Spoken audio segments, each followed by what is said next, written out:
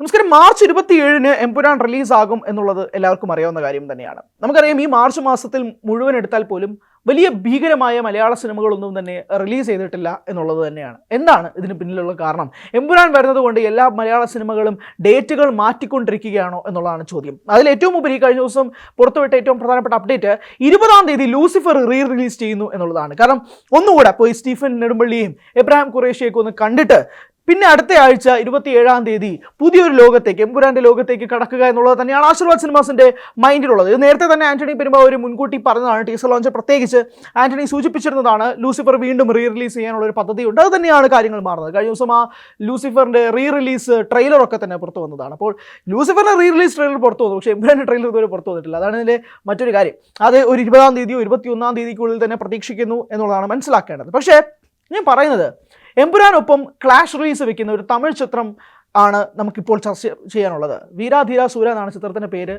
നായകനായിട്ട് എത്തുന്നത് ചിയാൻ വിക്രമാണ്. നമുക്കറിയാം വിക്രം മോഹൻലാൽ കോമ്പിനേഷനിൽ, അതായത് ഒരു ക്ലാഷ് റിലീസ് വരുന്നത് കുറച്ച് വർഷങ്ങൾക്ക് മുമ്പാണ്. ഒപ്പവും ഇരുമുഖനും റിലീസ് ചെയ്ത വർഷം. ഒപ്പവും ഇരുമുഖനും ഇതേപോലെ ക്ലാഷ് വയ്ക്കുകയായിരുന്നു. ആ സമയത്ത് ഒപ്പവും വലിയ വിജയമായിരുന്നു, ഇരുമുഖനും വൻ വിജയമായിരുന്നു. ഇരുമുഖന് ഒരു സമ്മിശ്ര അഭിപ്രായമൊക്കെയാണ് ലഭിച്ചിരുന്നെങ്കിൽ പോലും തിയേറ്ററിൽ വലിയൊരു കളക്ഷൻ നേടാൻ ഇരുമുഖന് സാധിച്ചിരുന്നു എന്നുള്ളതാണ് മനസ്സിലാക്കേണ്ടത്. കുറച്ച് വർഷങ്ങൾക്ക് മുമ്പാണ് കേട്ടോ. അതായത് അതുകൊണ്ട് തന്നെ ആ വർഷങ്ങളെല്ലാം കഴിഞ്ഞിട്ട് ഈ രണ്ട് താരങ്ങളുടെയും സിനിമകൾ ഒരേ ദിവസം ക്ലാഷ് റിലീസ് വെക്കുകയാണെന്നുള്ളതാണ് നമുക്ക് ഒരു കൗതുകകരമായ റിപ്പോർട്ട് ചെയ്യാനുള്ളത്. ബാക്കിയൊരു മലയാള ചിത്രം പോലും അവിടേക്ക് എത്തുന്നില്ല എന്നുള്ളതാണ് മനസ്സിലാക്കേണ്ടത്. പക്ഷേ സൈജു കുറുപ്പിൻ്റെ ചിത്രമായ അഭിലാഷം ആ സിനിമ 27-ാം തീയതി റിലീസ് വെക്കുന്നുണ്ട്. അതാണ് ഇതിൻ്റെ മറ്റൊരു കൗതുകകരമായ കാര്യം. മറ്റൊരു സിനിമയും 27-ാം തീയതി ക്ലാഷ് റിലീസ് വെക്കുന്നില്ല. നിലവിലത്തെ അപ്ഡേറ്റ് പ്രകാരം അഭിലാഷം എന്ന സിനിമ, സൈജു കുറുപ്പ് നായകനാകുന്ന ചിത്രം 27-ാം തീയതി ക്ലാഷ് റിലീസ് വെക്കുന്നു എന്നുള്ളതാണ് ഏറ്റവും പ്രധാനപ്പെട്ട റിപ്പോർട്ട്. പക്ഷേ പ്രധാനപ്പെട്ട 2 താരങ്ങൾ എന്ന് പറയുന്നത് മോഹൻലാലും ചിയാൻ വിക്രമും തന്നെയാണല്ലോ.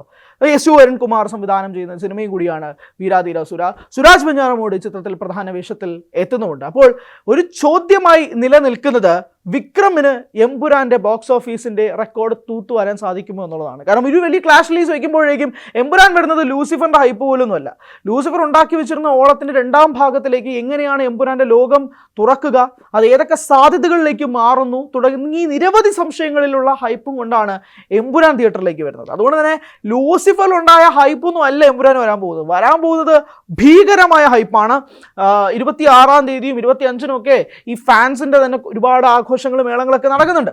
27-ാം തീയതി 6 മണിക്ക് വേണ്ടിയിട്ടുള്ള കട്ട വെയിറ്റിംഗിലുമാണ് ആരാധകരും. അതോടൊപ്പം തന്നെ ഈ വിക്രം ചിത്രവും കൂടി വരുമ്പോഴേക്കും എങ്ങനെയായിരിക്കാം തിയേറ്റർ ചാർട്ടിംഗ് എന്നുള്ളതാണല്ലോ അറിയേണ്ടത്. പ്രത്യേകിച്ച് കേരളത്തിൽ എത്ര സ്ക്രീൻസ് വിക്രം സിനിമയ്ക്ക് പോകും, എത്ര സ്ക്രീനുകളായിരിക്കാം എമ്പുരാൻ വാങ്ങുക? കാരണം 2 ബ്രഹ്മാണ്ഡ പ്രൊഡക്ഷൻ കമ്പനികളാണ്. ഒന്ന് ശ്രീ ഗോകുലം മൂവീസും ഒന്ന് ആശീർവാദ് സിനിമാസും. ഈ 2 പ്രൊഡക്ഷൻ കമ്പനികളും കൂടി എത്ര സ്ക്രീനുകൾ കേരളത്തിൽ തൂത്തുവരാൻ സാധിക്കുമോ അത്രയും അവർ വാങ്ങും. അതോടൊപ്പമാണ് ഒരു ഭാഗത്ത് വീരാധീര സൂര്യയും കൂടി എത്തുന്നത്. വിക്രം സിനിമയാണ്. വിക്രം മലയാളികൾക്ക് പ്രിയപ്പെട്ട താരവും കൂടിയാണ്. ഒരു മലയാളികളുടെ ദത്തുപുത്രനാണ് വിക്രം എന്നൊക്കെ നമുക്ക് വേണമെങ്കിൽ വിശേഷിപ്പിക്കാം. അപ്പോൾ ആ ഒരു ക്ലാഷ് നമുക്ക് ഒപ്പവും ഇരുമുഖനും കിട്ടിയ അതേ റിസൾട്ട് ഇത്തവണ വീണ്ടും ആവർത്തിക്കുമോ എന്നുള്ളതാണ് മറ്റൊരു ചോദ്യം.